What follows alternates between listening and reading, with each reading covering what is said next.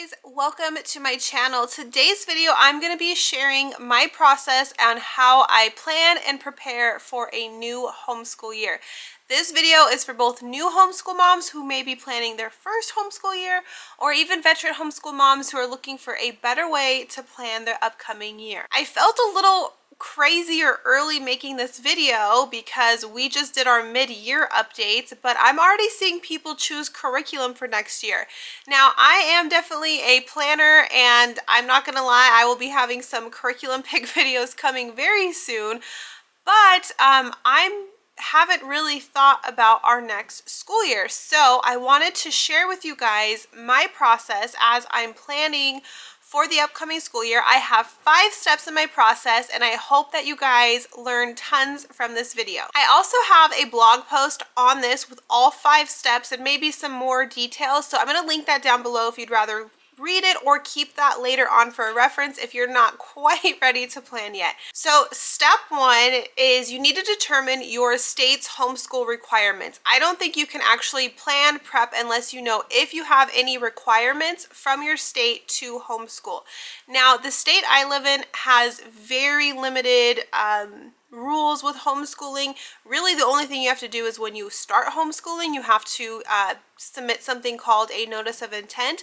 After that, they're pretty hands-off. So I don't have any attendance requirements, any specific courses so that my state requires. Now, I have children that my goal is they're going to go to high school and if they want college. So I need to make sure that we are still following the state we live in, the state's high school requirements. Now, my kids are not at the age of high school, so that is in my mind, but not something I really have to plan for yet. But if you have kids that are in middle school or even in high school, that is something you need to consider. Even if your state doesn't have specific requirements, you still want to be able to match up your transcripts to the graduation requirements. So that is the first one. What parameters do you need to work within? If it's certain classes, certain credits they need, if it's certain attendance, those are things that you need to write down because you can't plan without knowing those things. Now, for someone like me who doesn't have attendance requirements, I can pretty much do whatever I want. But if you have attendance requirements where you have to have 180 days of school or 120 days of school, that's going to come back later when we're in the process of maybe choosing curriculum or how to record things and stuff like that. So if you aren't sure how to check your state's homeschool requirements, there's a website that I have used and it has information for every state. So I will link that down below. Use it, and that should be the first part in this process. All right, the next thing that you're gonna want to think of and plan for as much as you can are things like co-op classes, any extracurricular activities your kids are gonna be involved in, any summer camps, winter camps, church camps, and any vacations. Now, this is like, we're talking a whole year away. So I know a lot of those things I know I can't even plan for. But get a general idea. Like, we are in a co-op this year, and I think we're going to continue doing it next year. So I don't know the exact weeks and days of the co-op, but I know how it operates. I know that there's 2 9-week sessions, and I know what days those sessions are. So in my mind, I have that as part of my plan. At this time, my kids aren't doing any extracurriculars. The reason I talk about that is it's just something added into your schedule. Are you going to have weekly practices for one kid or multiple kids? Are you going to have games on the weekends? Are you going to have performances? Are you going to have to travel for that? So as much as I know it's probably hard to plan a lot of that out, just give yourself that kind of wiggle room when we do make the official plan to plan for those things. Same thing with vacation. I don't know exactly when we're going on vacation, and I travel for work, but I don't know exactly the weeks I travel for work. But I do know we're going to take a week-long vacation during probably fall, and I'm going to probably travel 2 weeks out of the year for work. So when I'm planning, not that I need to know the necessary days or the specific weeks, I just need to know that chunk in time can't be used for school. So when I'm formulating our schedule how many days we're going to school, how many months, how many lessons. Those are the things I need to think of. I need to know, like, we are not going to be doing school this many weeks out of the year because of these things. You can also just think about, okay, in December, are we going to take a break? I was so adamant we're not taking a break in December, and we ended up taking the 2 weeks off because it just made sense. So when I am rough planning, those are other things. We're probably going to take the last 2 weeks of December off. My kids probably want a longer break during summer. Not that we're going to take the whole summer off, but they like doing things like summer camp. And so we may take a longer extended break. So all of those things you kind of think about, how many weeks does that add up to? Normally for me, that adds up to about 6 pre-ish planned weeks, but then I kind of try to double that to give myself some wiggle room. So we'll get back to that, why I double that in a minute. All right, so now step 3. So we have learned our requirements. We have roughly an idea of things that may take up weeks during the year, vacations, holidays, things like that. And so now we're going to start planning out our week, and you can do this tons of different ways. I will use probably paper planners because that's just how I am. But even though I'm writing it down or printing it, I know it's always subject to change. So I kind of like to just use like an overall year calendar, and I kind of start marking off weeks I know we're not going to be doing school, if I know, or a general idea. Like, I know we're going to take a week-long vacation on October. I'll just block out a week in October. It may not be the exact week, but it visually shows me 1 week in October we're not doing school. Now, if we go back to the method before, there are 52 weeks in a year, and I said that I know for sure 6 of those weeks I can already count out due to various things. I like to double that because life gets in the way and we can never be as prepared as we want to.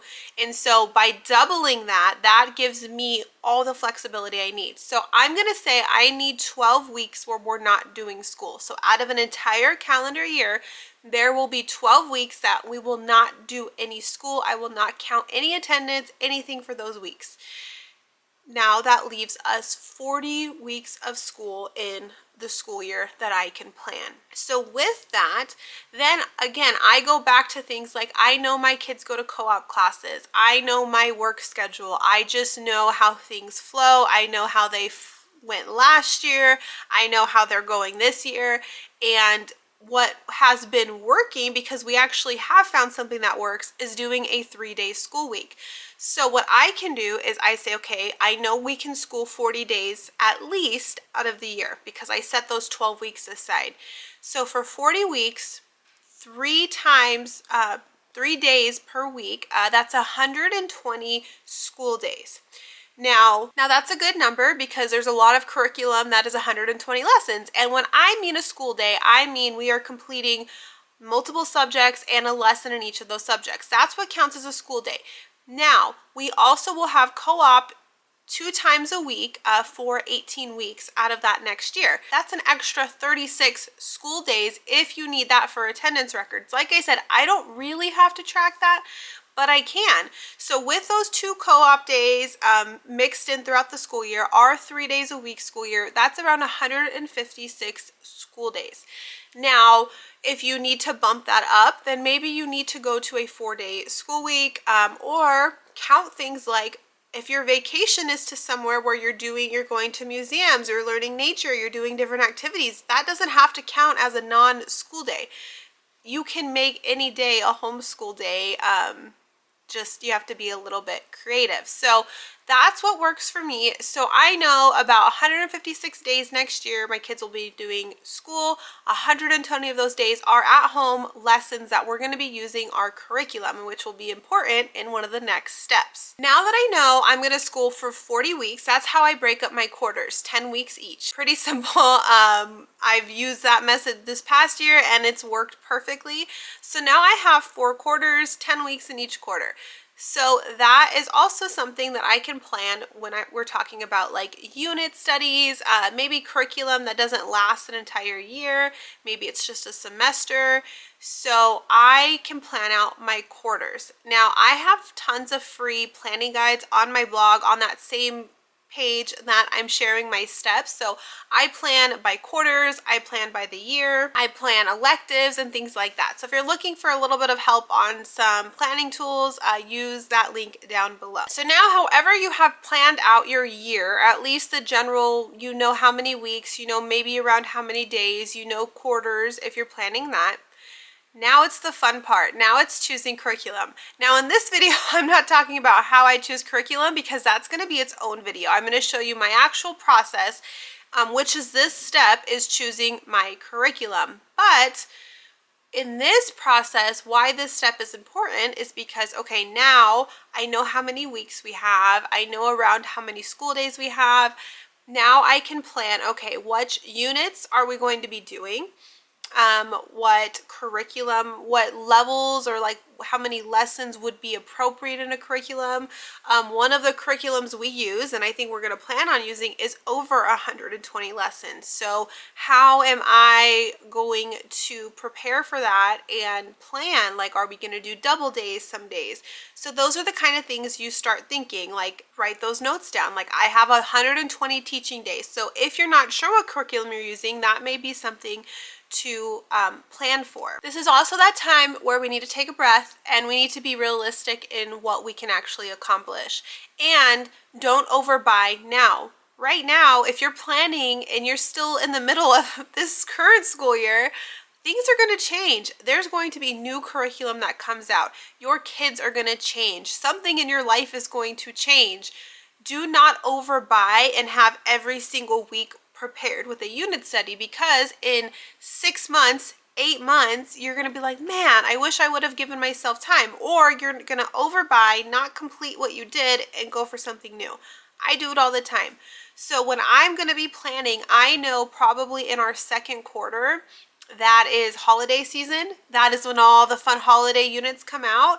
That, and when we probably take a lot of breaks, I'm not going to over plan us for unit studies during that time. I'm going to also leave myself flexibility. So I left myself flexibility in the weeks off planning, because remember I doubled it. I only needed 6 weeks off. I doubled it to 12. Now for the unit studies, I could have 120 days of unit studies, right? So if we do a lesson per day, we'll talk about gather around. That would be 6 unit studies from gather around I could technically do, because they're 20 lessons each. We do 1 lesson a day. Hopefully my math is working out in this. I could do that, but realistically, I'm not going to do that to myself. I may choose 2 gather around units and 2 of another unit and kind of keep myself balanced that way. So this is not the part yet where we're actually picking the curriculum. It's what boxes, what guidelines, how many do we need? You know, it's very easy. Each of my kids need a math curriculum. Each of my kids need a handwriting curriculum. But for unit studies, that's where you're going to kind of like, are you all doing it together? Are you doing independent studies? Things like that. This is also a really good time to budget.